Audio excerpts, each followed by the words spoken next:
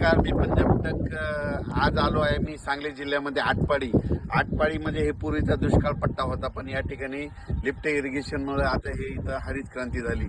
आणि मी खास करून आलो आहे मोठे शेतकरी ते तानाजी पाटील इथं, आणि तानाजी पाटील यांच्या शेतामध्ये या ठिकाणी आंबा 5,000 आहे आणि पुष्पामधलं ते चंदन देखील इथं 1,000 चंदन आणि नारळ देखील आहे. ही 150 एकर जमीन आहे. या ठिकाणाहून माझ्या महाराष्ट्रातल्या शेतकऱ्याला अंदाज देणार आहे.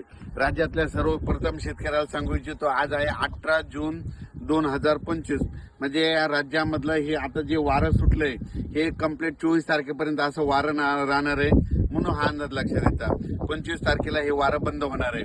पण राज्यात मात्र आज 18, 19 आणि 20च्या दरम्यान राज्यामध्ये सांगायचं झालं तर जळगाव जिल्हा, जळगाव जिल्हा, नाशिक जिल्हा, त्याच्यानंतर संभाजीनगर, त्याच्यानंतर बुलढाणा, अकोला, अमरावती, वर्धा, नागपूर, भंडारा, त्याच्यानंतर परभणी, जालना, बीड या भागामध्ये सरी ह्या 2 दिवस मध्ये राहणार आहे. 2-3 दिवस राहणार आहे.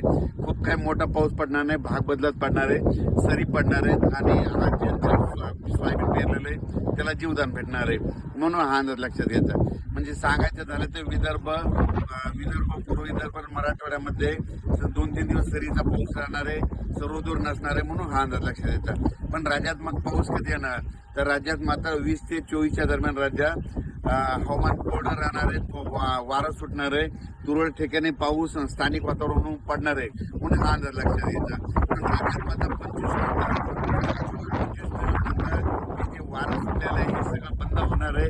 आणि बंद झाल्याच्या नंतर राज्यामध्ये 25 पासून राज्यामध्ये परत पाऊस वाढायला सुरुवात होणार आहे. त्याच्यानंतर 25, 26, 27 असा पाऊस वाढत जाणार आहे. त्याच्यानंतर राज्यात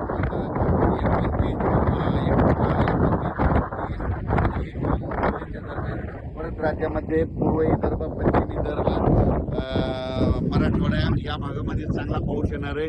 आणि जे राहिलेल्या पेरण्या त्याच्यात होती, आणि त्याच्यातून जर काही शेतकरी राहिले तर त्याच्यानंतर 10 जुलै ते 15 जुलैमध्ये पाऊस येणार आहे. त्याच्यामध्ये सगळ्यांच्या शेतकऱ्याची पेरणी होती. ज्यांच्या शेतात ओला असेल तर स्वतः निर्णय घ्या, पेरणीची काही करू नका, कोरडा असेल तर करू नका, म्हणून हे लक्षात येतं. ओला असला तर तुम्ही तुमचा निर्णय घेऊ शकता.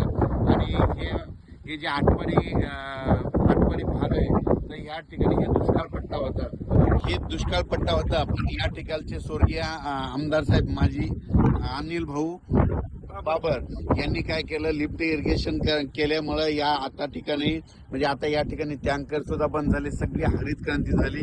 खरं त्यांचे उपकार या सगळ्या जनतेवर आहेत. म्हणून असं सगळ्या महाराष्ट्रातल्या शेतकऱ्यांना म्हणजे आमदारांनी, खासदारांनी शासनामध्ये असे पाण्याची व्यवस्था करायला पाहिजे, म्हणून या ठिकाणी सांगत आहे. तर या ठिकाणी मी तानाजी पाटील यांच्या शेतामध्ये आलेलो आहे आणि त्यांची आंबा बागान, चंदन या ठिकाणी बघितलं. आणि या ठिकाणी महाराष्ट्रातल्या शेतकऱ्याला सांगतो, राज्यात फक्त 20 तारखेपर्यंत सरी राहणार आहे. आणि तुमच्या ह्या सांगलीकडे मात्र आता सध्या तरी पाऊस थांबलेलाच राहील. तुमच्या सांगली जिल्ह्यामध्ये एवढा काही पाऊस येणार नाही, म्हणून काही चिंता करायची गरज नाही.